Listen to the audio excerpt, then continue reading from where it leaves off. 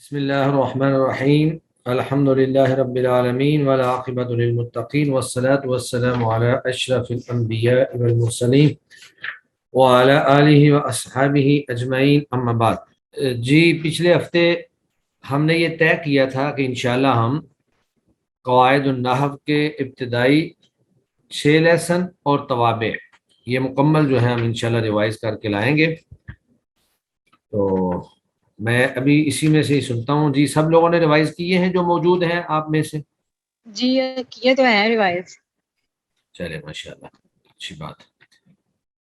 چلیں افشین صاحبہ آپ ہی بتائیے کہ توابع کس کو کہتے ہیں اور اس کی کتنی اقسام ہیں؟ توابع کہتے ہیں پیروی کرنے والے کو، جو کہ اپنے متبوع کی پیروی کرتا ہے۔ جو اس کا اعراب ہوتا ہے وہی تابع کا اعراب ہوتا ہے۔ اگر وہ مرفوع ہے تو یہ بھی مرفوع ہوگا، اس طرح سے منصوب کا منصوب۔ اور اس کی 5 اقسام ہیں: صفت، تاکید، بدل، عطف بحرف اور عطف بیان۔ جی ٹھیک ہے ماشاءاللہ۔ جی آگے آمنہ محمد، آپ بتائیں صفت کس کو کہتے ہیں؟ وہ تابع جو مطبوع کی ذات یا اس سے متعلق صفت اچھی یا بری صفت بیان کریں۔ ٹھیک ہے، تو کتنی اقسام ہیں صفت کی؟ اس کی 2 قسمیں، ایک حقیقی صفت ہے، ایک سببی صفت۔ صفت حقیقی کتنی چیزوں میں اپنے مطبوع کے موافق ہوتی ہے اور سببی کتنی چیزوں میں؟ حقیقی 4 چیزوں میں: تذکیر و تنکیر، تعریف مطلب معرفہ و نکرہ میں، اور افراد تثنیہ اور جمع میں، اعراب میں۔ اور سببی 2 میں ہوتی ہے، اعراب میں اور کیا نام ہے معرفہ نکرہ میں۔ چلے ٹھیک ہے ماشاءاللہ۔ جی آگے ہیں سمیرہ خالد، آپ بتائیے تاکید کس کو کہتے ہیں؟ السلام علیکم۔ وعلیکم السلام ورحمۃ اللہ۔ تاکید کس کو کہا جاتا ہے نعمان صاحب؟ تاکید سر ایسا وہ مطبوع تابع ہے جو اپنے سے پہلے والے حرف کی جو ہے نا وہ یا جملے کی تھوڑی شدت کے ساتھ اس کو بیان کرے، اس کی یعنی آپ کریں تصدیق کرے، جو اپنے مطبوع کے معنی کو ثابت اور پختہ کرنے کے لیے لایا جائے، یہ اصل ہے اس کی تعریف۔ کتنی اقسام میں تاکید کی؟ جی نعمان تاکید صاحب کی سر دو اقسام ہے اس کی: تاکید لفظی کون سی؟ تاکید لفظی ہے اور تاکید جو اپنا وہ معنوی ہے۔ تاکید معنوی کے کون کون سے کلمات ہیں؟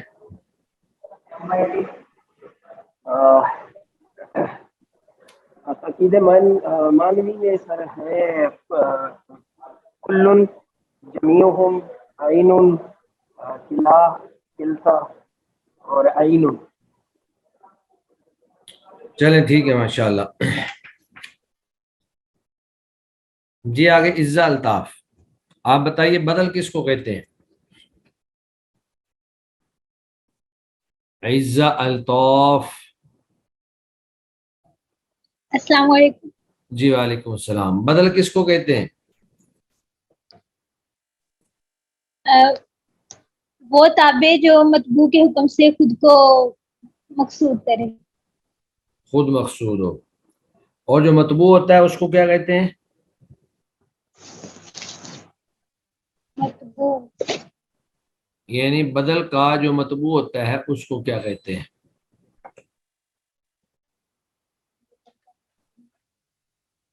آپ بتائیں نا، مبدل منہ۔ جی بدل کی کتنی اقسام ہیں؟ 4 اقسام ہیں۔ کون کون سی ہیں؟ بدلے کل، بدلے بعض، اور بدلے اشتمال، بدلے مابین۔ مباین۔ چلیں ٹھیک ہے ماشاءاللہ۔ جی آگے نورین محمد، آپ بتائیں عطف بحرف۔ استاد یہ میں نے نہیں پڑھی، میں شاید اس کلاس میں تھی نہیں۔ اچھا چلیں، جو ہمارے ابتدائی لیسن ہیں وہ پڑھیں آپ نے، میں نے وہ بھی کہے تھے نا 6 لیسن، وہ بھی دیکھ کے آنے۔ استاد بھائی جو اس دن آپ نے کہا تھا کہ افعال ناقصہ اور حروف جارہ اور یہ ساری چیزیں ریپیٹ کرے، وہ ریپیٹ کر کے آئی تھی میں. ہاں میں نے جو پہلے 6 لیسن تھے نا وہ بھی میں نے کہے تھے معرفہ نکرہ تک. جی استاذ وہ یاد ہے. ہاں چلیں آپ بتا دیں معرفہ کی کیا تعریف ہے اور اس کی کتنی اقسام ہے. معرفہ کی اقسام میں اس میں علم ہے، ضمائر ہے، اسماء موصولہ ہے، اور اسماء موصولہ کے علاوہ اسماء اشارہ، اسماء اشارہ ہیں، اور 4 ہو گئی، اور معرف اسم باللام، معرفہ معرف باللام، اور اس کے علاوہ کسی بھی تعریف یہ ہے کہ کسی بھی خاص چیز کے نام وہ تو علم معرفہ ہو گیا ہوتا نا پہلے سے. جی پھر استاذ اسی وہ طرح بتا دیں. مضاف ہے اور مرادہ مقصود ہے. تو یہ اس کی 7 اقسام ہیں جو یہاں پر بیان کی گئی ہیں. جی چلیں جی آگے. آسیہ جاوید آپ بتائیے مذکر اور مؤنث، مؤنث کس کو کہتے ہیں؟ آسیہ جاوید. ہاں جی آسیہ جاوید موجود ہیں. چلیں جی آج لوگ ہی کم ہیں اور پھر جو لوگ موجود ہیں وہ بھی شاید برائے نام ہی موجود ہیں، ان میں سے 1-2 جو اپنا مائک نہیں کھولنا چاہ رہے. تو ہم آگے جو ہے نیو لیسن پڑھتے ہیں انشاءاللہ. اس کے ساتھ ساتھ ہی ہم انشاءاللہ پیچھے سے بھی دیکھیں گے اور پھر اجرا بھی آج انشاءاللہ کریں گے. اجرا کے لیے ضروری ہے کہ پیچھے سے جتنے قواعد ہیں وہ آپ لوگوں کو اچھی طرح سے یاد ہونے چاہیے، اور اگر وہ قواعد یاد نہیں ہیں تو آپ اجرا جو ہے وہ نہیں کر سکتے. تو پیچھے سے آپ اس طرح کر لیں، آج لیسن نمبر 7 جو ہے وہ بھی ساتھ شامل کر لیں، جس میں واحد، تثنیہ اور جمع، پھر آگے جمع کی اقسام، جمع سالم، جمع مکسر، پھر اسی طرح جمع مذکر سالم، جمع مؤنث سالم، اور پھر جمع قلت، جمع کثرت، جمع منتہی الجموع. تو لیسن نمبر 7 جو ہے وہ بھی آپ ساتھ ملا لیں. تو اس پورے کو انشاءاللہ کل میں آپ لوگوں سے سنوں گا. توابع کو بھی ساتھ ساتھ ہی ذہن میں رکھنا ہے، توابع کو بھی ہلکی سی نظر جو ہے وہ مار لینی ہے. جی آج ہم نے جو پڑھنا ہے وہ ہے مبنی اسما. پیچھے جتنے ہم پڑھ رہے تھے وہ تھے مورب اسما. مورب اسما سے مراد یہ ہے کہ جن پر اعراب آتا ہے، مرفوعات ہوں یا منصوبات ہوں یا مجرورات ہوں. کچھ اسماء ایسے ہوتے ہیں جو مبنی ہوتے ہیں اور ان کا اعراب ہر حال میں ایک ہی رہتا ہے، عامل کے آنے سے ان کا اعراب نہیں بدلتا. پیچھے اگرچہ بعض اسماء ایسے تھے جن کا تینوں شکلوں میں اعراب بدل جاتا تھا، یعنی رفعی حالت میں ضمہ، نصبی حالت میں فتحہ اور جری حالت میں کسرہ. اور بعض ایسے بھی تھے کہ جن کا ایک حالت میں تو بدلتا تھا لیکن دوسری 2 حالتوں میں ایک ہی اعراب رہتا تھا. جیسے ہم نے جمع مذکر سالم میں پڑھا کہ اس کی نصبی اور جری حالت جو ہے وہ یا ما قبل مقصور کے ساتھ آتی ہے. رأیت مسلمین، مررت بمسلمین، تو دونوں حالتوں میں ایک ہی اعراب ہے. اسی طرح تثنیہ کا بھی دونوں حالتوں میں نصبی اور جری حالت میں ایک ہی اعراب ہے. پھر اسی طرح جو غیر منصرف ہے، جاء احمد، رأیت احمد، مررت باحمد، دونوں حالتوں میں اس کا بھی ایک ہی اعراب رہتا ہے.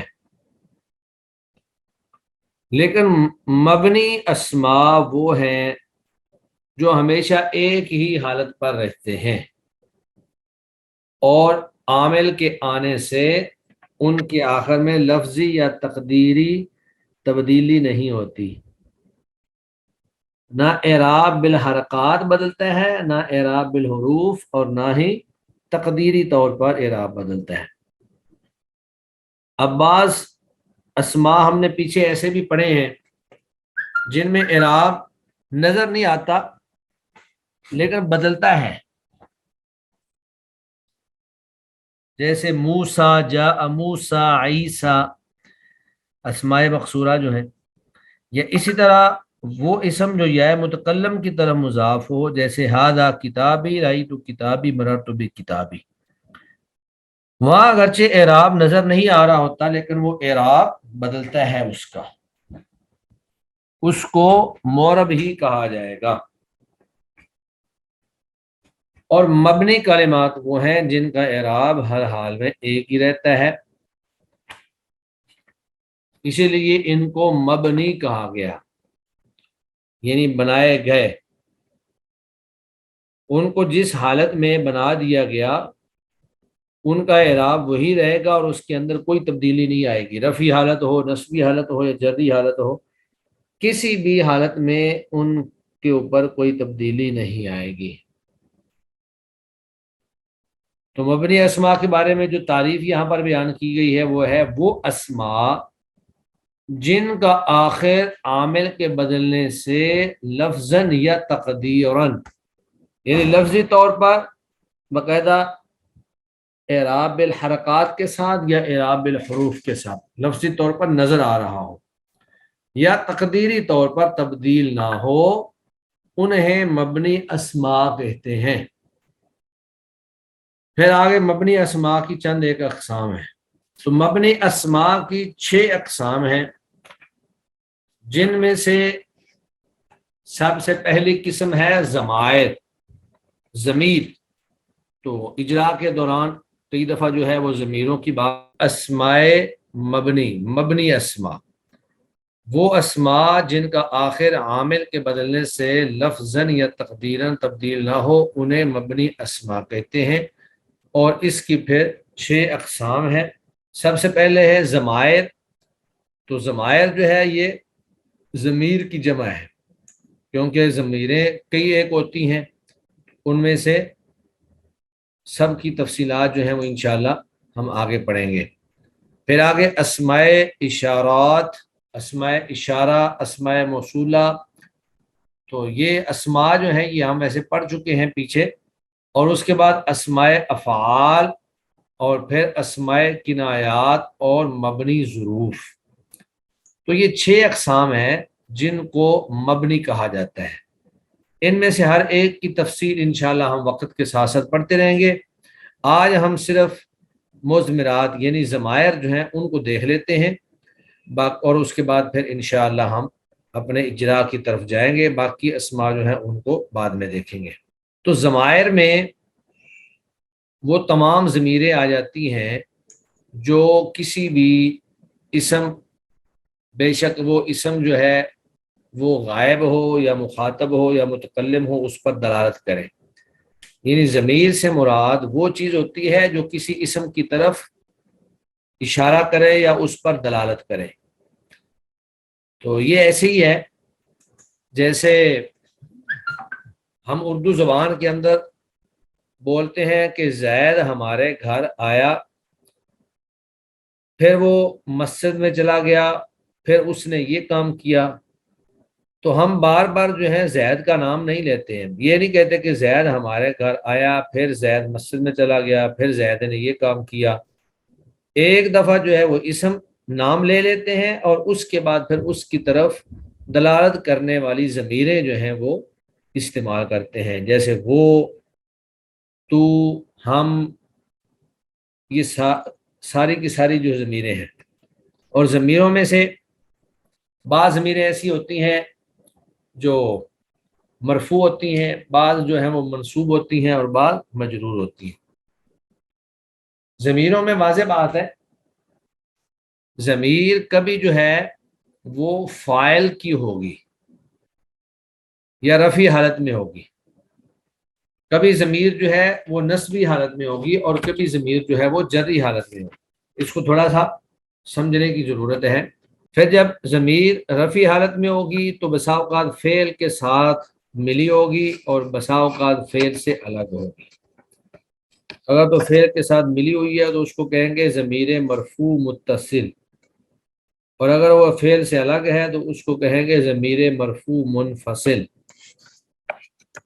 تو بہرحال ہم ترتیب کے ساتھ ساری ضمیروں کو دیکھتے ہیں۔ سب سے پہلے ضمیر کی ضمائر جو ہے، ضمائر جمع ہے اور اس کی واحد ہوتی ہے ضمیر۔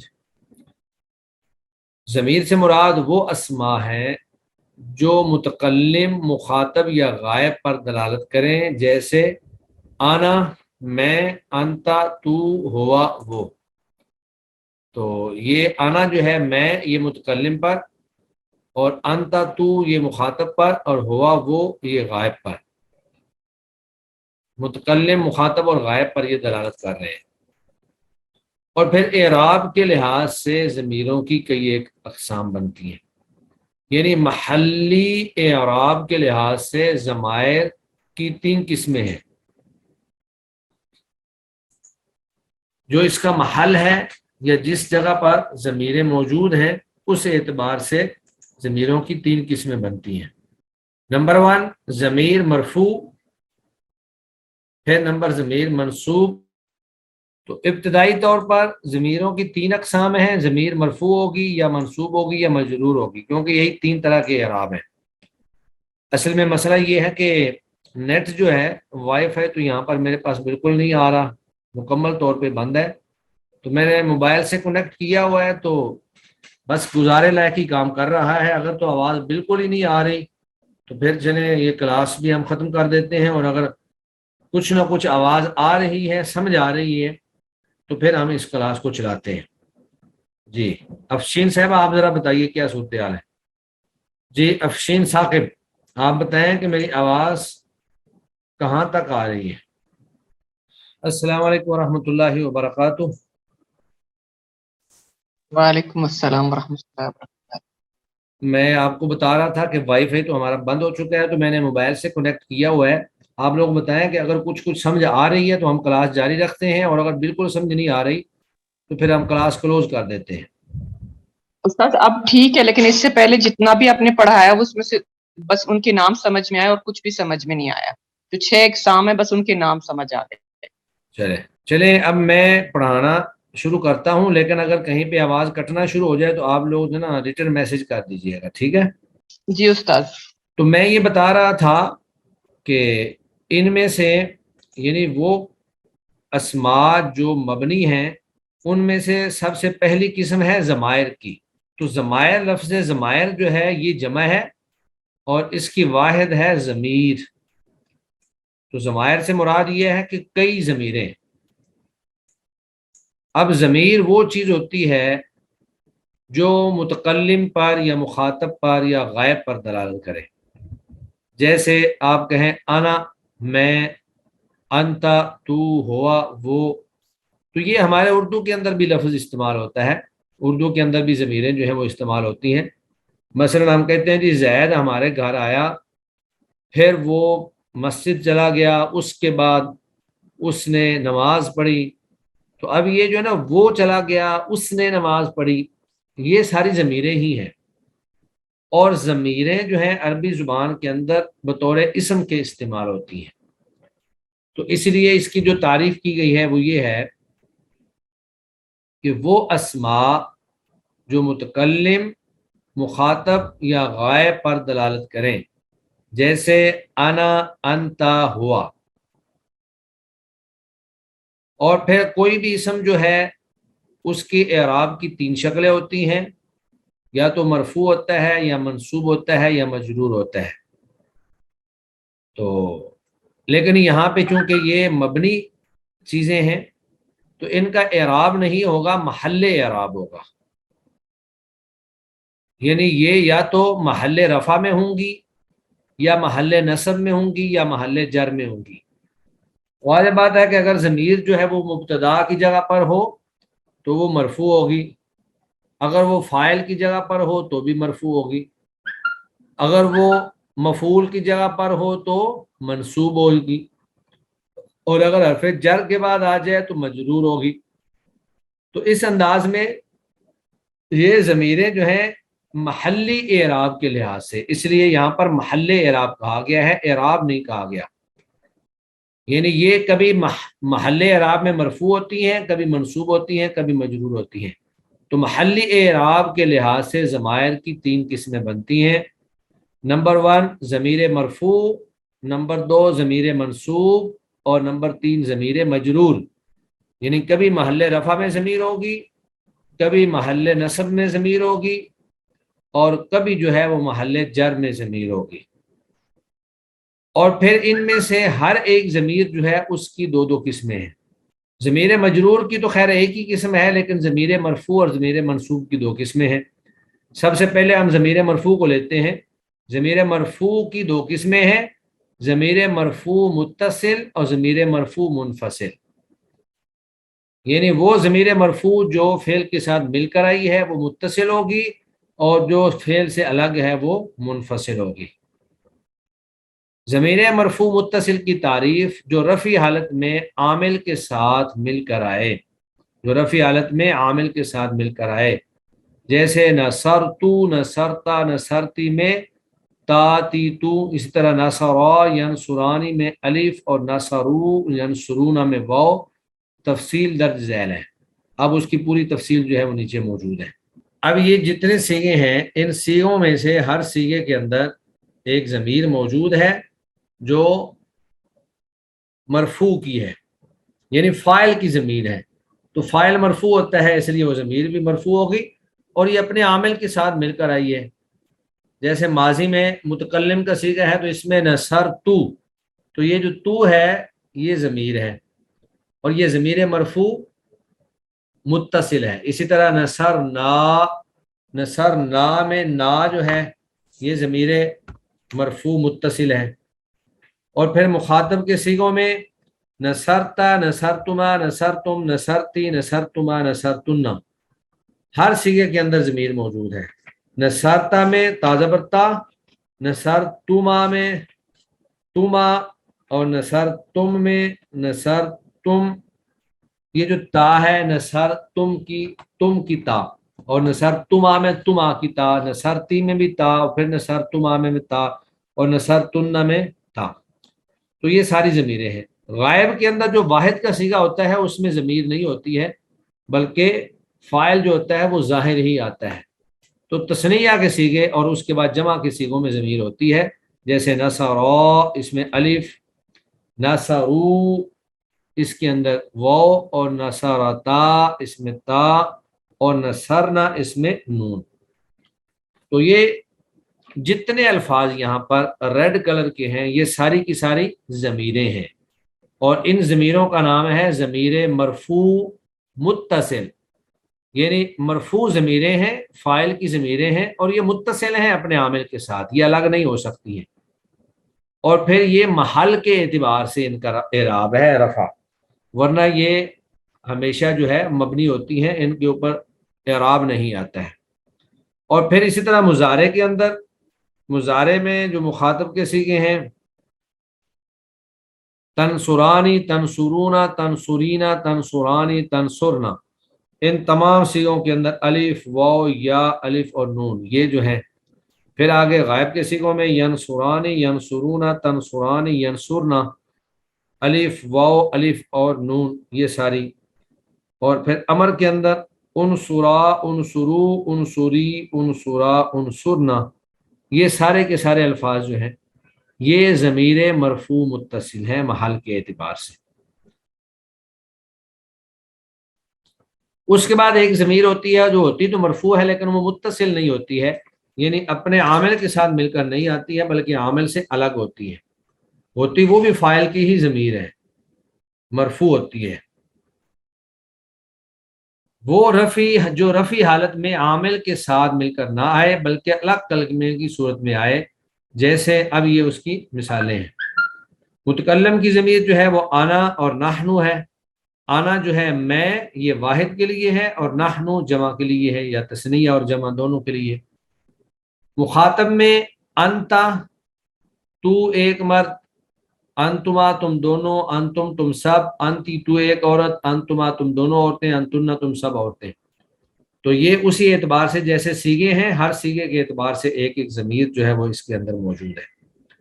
انتا تو، انتما تم دونوں، انتم تم سب یہ تینوں مذکر کے لیے ہو گئیں، اور انتی تو ایک عورت، انتما تم دو عورتیں، انتنا تم سب عورتیں.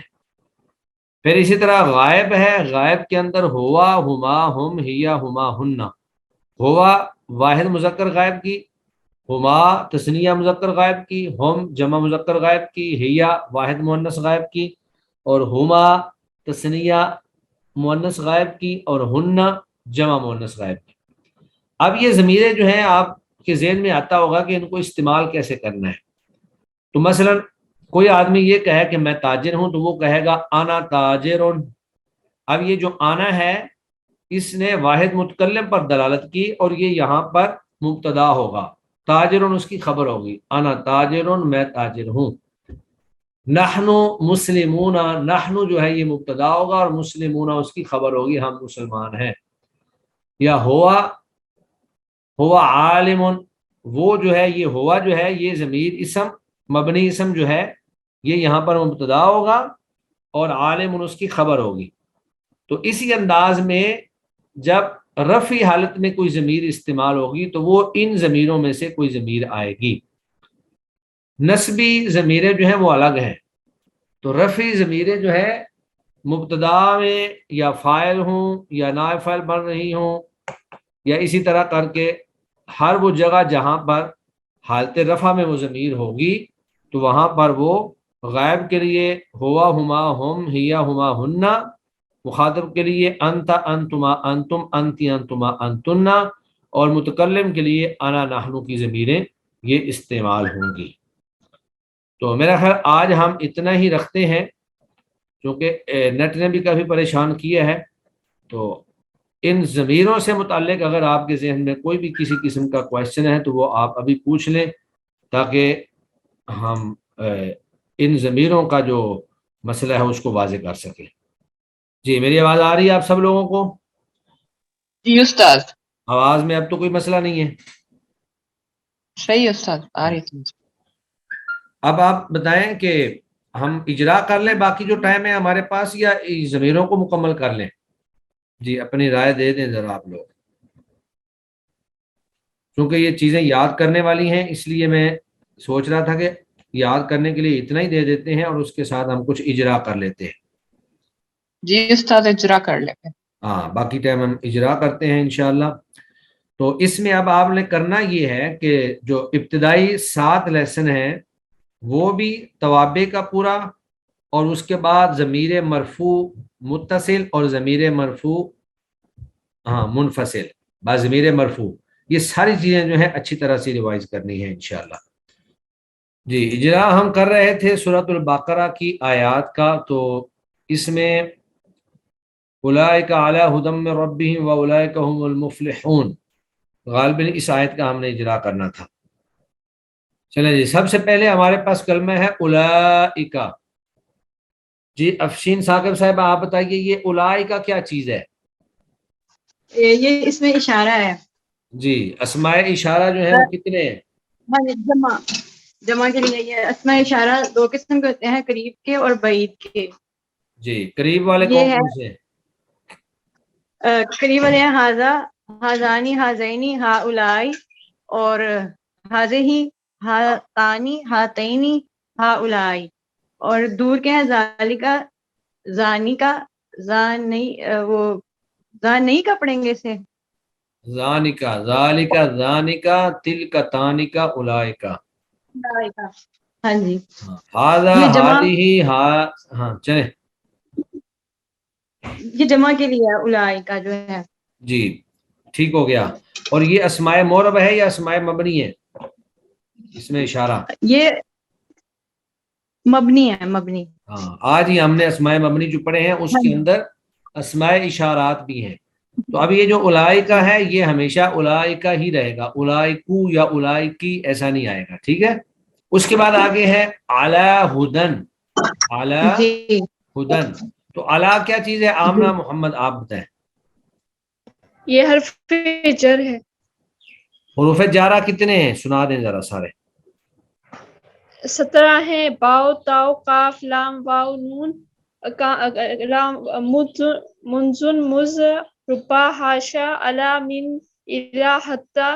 یہ جو حروف جارہ کو ایک دفعہ رٹا لگانا پڑے گا تاکہ سارے زبان پر چڑھ جائیں۔ باؤ، تاؤ، کافو، لامو، واؤ، منزو، مز، خلا، ربا، ہاشا، من، عدا، فی، عن، علا، حتی، الا۔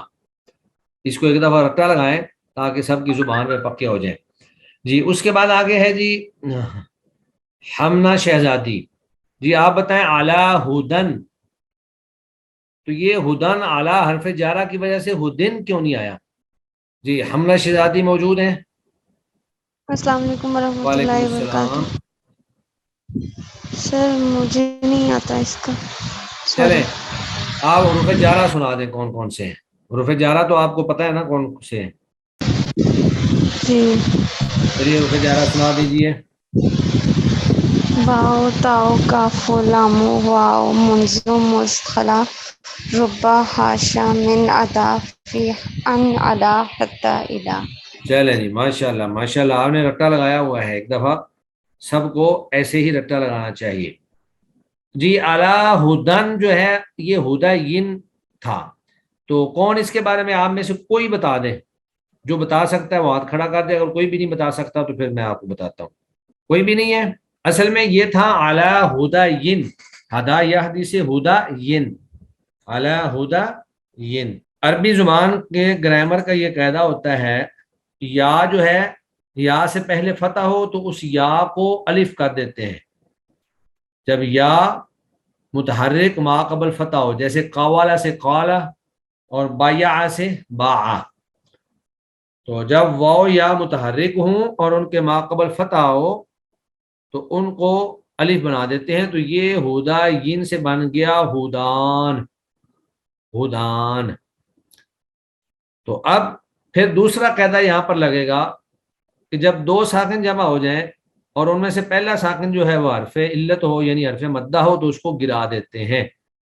تو ہدان جو تھا اس میں الف جو ہے وہ حرف مدہ تھا، تو اس الف کو گرا دیا تو یہ بن گیا ہدن. یہ بن گیا ہدن. تو اصل تعلیل اس کی یہی ہے، لیکن یہاں پر چونکہ اعراب نظر آ رہا ہے اس لیے اس کو سمجھنا آپ کو تھوڑا سا مشکل محسوس ہوگا. تو اس انداز میں اس پر ہدن دو زبر آئی ہے. آگے ہے میں ربہم. یہ ربی عزا الطاف. آپ بتائیے ربی جو ہے ربی اس پہ جر کیوں ہے؟ یہ ربا کیوں نہیں ہے؟ عزا الطاف. ہاں جی عزا الطاف آپ کو میری آواز آ رہی ہے؟ نعمان خالد صاحب آپ بتا دیں. سر من کی وجہ سے من جو ہے وہ ہاں من حرف جارہ کی وجہ سے. اور یہ جو ہم ہے یہ ہم کون سی ضمیر ہے؟ آج ہم نے مضمرات پڑھی ہیں. ہم کے بارے میں بتا سکتے ہیں آپ نعمان خالد صاحب؟ یہ ہے ضمیر مجرور. ضمیر مجرور با اضافت. جس طرح کوئی بھی اسم جو ہے وہ مجرور با حرف جر ہوتا ہے یا مجرور با اضافت ہوتا ہے، اسی طرح ضمیر جو ہے وہ بھی مجرور با اضافت اور مجرور با حرف جر ہوتی ہے.